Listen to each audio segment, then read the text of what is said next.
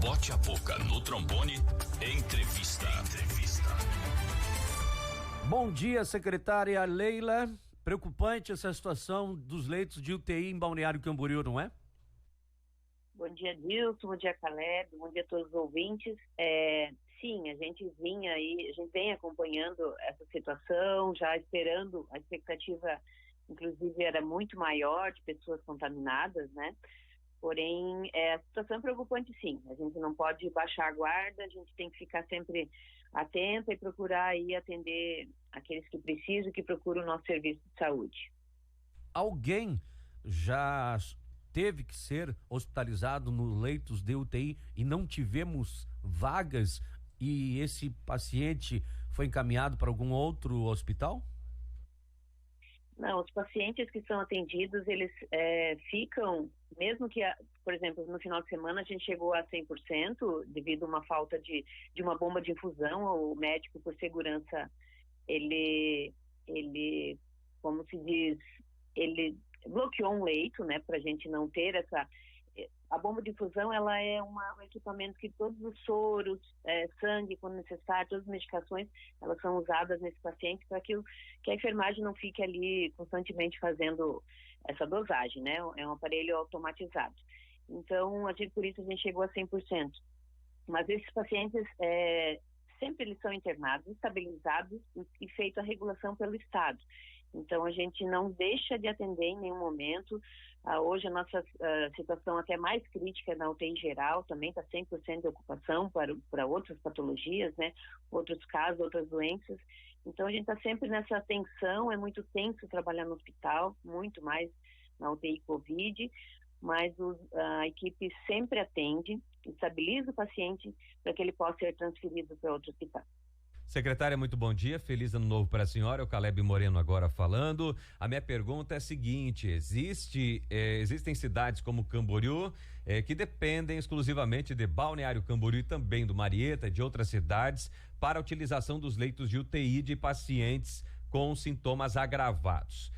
Outra situação que eu faço aqui a observação é se nesta ocupação agora em Balneário Camboriú existe algum turista que veio, contraiu a Covid-19 e acabou necessitando de UTI? Normalmente o período desses turistas não tem sido muito grande, né? Porque um paciente com Covid, ele piora, né? 90% dos casos ele piora após 7 dias, né? Então, isso estatisticamente ele vai desestabilizando o quadro, e esse turista, a característica hoje é que não fiquem mais de 7 dias em Balneário. Porém, a gente teve uma família, sim, que vieram passear e todos estavam com Covid a partir do momento que foram atendidos lá no SEMATIC, né? E o pai da família, no caso, ele teve que ficar internado, está internado ainda na UTI. Então, realmente, a gente precisa, então a gente precisa ter esse serviço, sim, a gente está atendendo. A média de atendimento de pacientes Covid tem sido de 100 suspeitos, né? Pacientes sintomáticos que a gente considera. Então, tem sido aí aproximadamente de 100 diariamente, mas nenhum grave, todos são sintomáticos leves. Então, destes todos, um paciente realmente precisou da UTI. Então, a nossa média de atendimento, tanto com a cidade cheia, mesmo assim, a gente considera que tem permanecido na mesma média. Os números de casos, inclusive, diminuíram. Então, a gente está aí sempre nessa tensão, mas como a gente já comentou outras vezes, daqui a 15 dias que a gente vai ter essa avaliação melhor, como foi em relação a todos os feriados anteriores. Pois é, a equipe já está preparada. Falar em equipe, eu queria mandar um grande abraço a todos os profissionais da saúde, né? Não só do Hospital de Balneário, Ruth, mas todos os hospitais, todos os enfermeiros, médicos, enfim, que estiveram durante esse final de ano também na linha de frente, né? Cuidando das pessoas enquanto muitos estavam se divertindo. Se espera já, a equipe está preparada justamente por conta desta, vamos dizer, né? Das aglomerações que tivemos aí durante o final de ano, para que nos próximos dias, 10, 15 dias, possa vir um aumento? A gente aumentou as equipes nos pronto atendimentos, né, como UPA e PA, a gente reforçou com a contratação de mais uma equipe de médicos. Então, já pensando nisso, já sabendo que aumentaria o fluxo, então a gente está preparado para isso. Os leitos de UTI, infelizmente, a gente, né, como já falou várias vezes, depende do estado, então aqui a nossa capacidade hoje é de 30 leitos de UTI só para Covid, né, sempre é bom reforçar. Quando a gente fala em números, 30 leitos parece pouco, né, eu acho que realmente, mas quando a gente fala em leito de UTI também, a gente tem que lembrar que não é só a cama, né? Então é toda uma equipe preparada, médicos, enfermeiros, como você falou, né? Toda a equipe de saúde.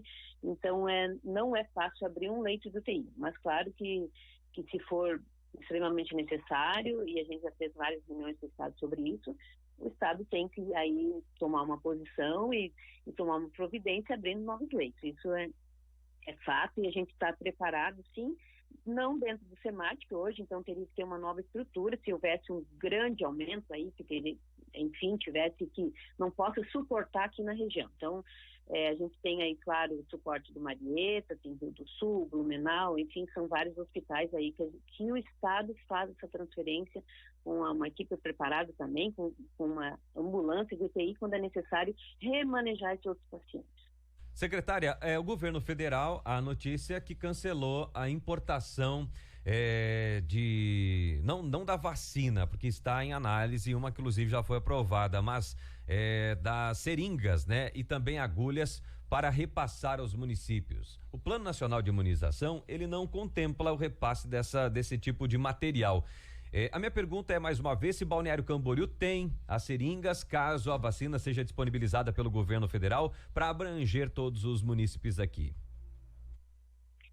Sim, nós temos já um estoque de uso diário, de uso mensal aí que a gente recebe normalmente do Estado, mas já pensando que talvez a vacina demore, que talvez a gente tenha que ter um plano B aqui para essa região, né? Como a gente tem uma movimentação aí para comprar uma vacina, a gente espera sim que o Ministério mande, porém a gente já fez aí uma solicitação de licitação e como vocês sabem, o processo é lento, então a gente já iniciou esse processo, porém a gente tem aí mais de 50 mil estoque, né, unidades em estoque, para que isso se inicie, dando tempo aí, assim que chegar a vacina, de qualquer forma, seja ela pelo Ministério ou seja comprado pelo município, a gente já está preparado sim, já vinha pensando isso desde a metade de dezembro ali, para não haver essa falta. Inclusive porque está em falta no mercado, né, no mercado nacional e talvez internacional, aí a falta desse produto. Talvez o Ministério não tenha hoje essa estrutura porque não se planejaram, mas a gente já vem pensando e já fizemos a solicitação aqui para estar adquirindo esse material, seringas e agulhas. A medicação, o qual o paciente que é acometido da Covid-19 está em dia, tem medicação para todos que chegam e eventualmente estão positivados? A gente tem medicação sim, como outro dia a gente teve uma situação, né? Depois eu acabei confirmando, algumas medicações são prescritas por médicos, normalmente são médicos intensivistas que não têm o nosso dia a dia e a gente fez a orientação para que eles prescrevam medicamentos que a gente tem na nossa rede básica, né? Por exemplo, a gente usa o paracetamol e não o Tilenol, então esses detalhes às vezes que acabam ocorrendo e o paciente recebe uma receita e não recebe a medicação. Mas esse medicamento sim, para atendimento aos pacientes suspeitos de Covid ou sintomáticos de Covid, a gente tem essa medicação sim.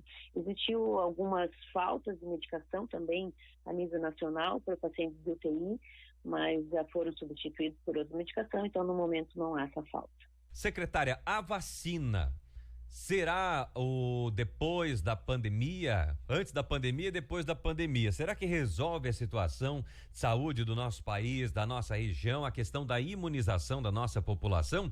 Faço esse questionamento porque comentávamos aqui na semana que vem, na nossa redação, que um enfermeiro nos Estados Unidos recebeu uma dose, entre duas que deveriam ter recebido, estava dando prazo, uma dose da vacina da Pfizer-BioNTech nos Estados Unidos e foi acometido com a Covid-19 durante esse processo do aguardo do recebimento da segunda dose. Qual é a visão de quem trabalha na área da saúde no que diz respeito à imunização? A vacina, ela é preventiva, né, para criar anticorpos, então é recebido uma nanopartícula do próprio vírus para que o nosso organismo desenvolva os anticorpos. Então, essas vacinas também não é 100% de eficácia, ela sempre gira aí de 90% a 95%, porém ela leva, em média, 15 dias após para se o organismo desenvolver esses anticorpos. Então, como ele estava entre, eu não sei precisar, eu ouvi a matéria também, mas eu não sei dizer quantos dias após ele desenvolveu, após a primeira dose, e o reforço, esse sistema imunológico, ele é ativado melhor após a segunda dose. Então, por isso que normalmente esquemas de vacina são de 3 doses, essas de gripe, essas de coronavírus, hoje de Covid-19, são 2 doses, né, exatamente para que o nosso organismo produza esses anticorpos. Então, ele estava ainda realmente ali numa média entre uma dose e outra e provavelmente ele não tinha anticorpos. O que acontece quando uma criança toma vacina, por exemplo, do sarampo, né? Ela pode desenvolver de uma forma mais leve a doença, de uma forma mais branda, porque o organismo dela já está preparado, ela já tem aquela imunidade para a vacina. Então, quando a gente fala que é de 90% eficácia, é porque realmente ainda o organismo pode desenvolver a doença, mas daí já tendo os anticorpos ali no organismo, ele desenvolve de uma forma bem mais leve. Assim que funciona os imunobiológicos de uma forma geral. Não que você... E como a gente acompanha aí, quem toma hoje a vacina da H1N1, que é a influenza, muitas pessoas desenvolvem sim um resfriado, mas não é de uma forma mais leve, diminui a mortalidade muito desde que iniciou as vacinas da H1N1, e assim a gente espera que a Covid venha aí para diminuir essas mortalidades também. Muito obrigado, secretária Leila Crockmo, secretária de Saúde de Balneário Camboriú. Tá satisfeito, Caleb? Algo mais? Isso aí, ótimas informações. Muito obrigado, um excelente ano, muito obrigado por nos atender e estamos também à disposição para prestar as informações à comunidade. Eu que agradeço e também nos colocamos à disposição. Bom trabalho.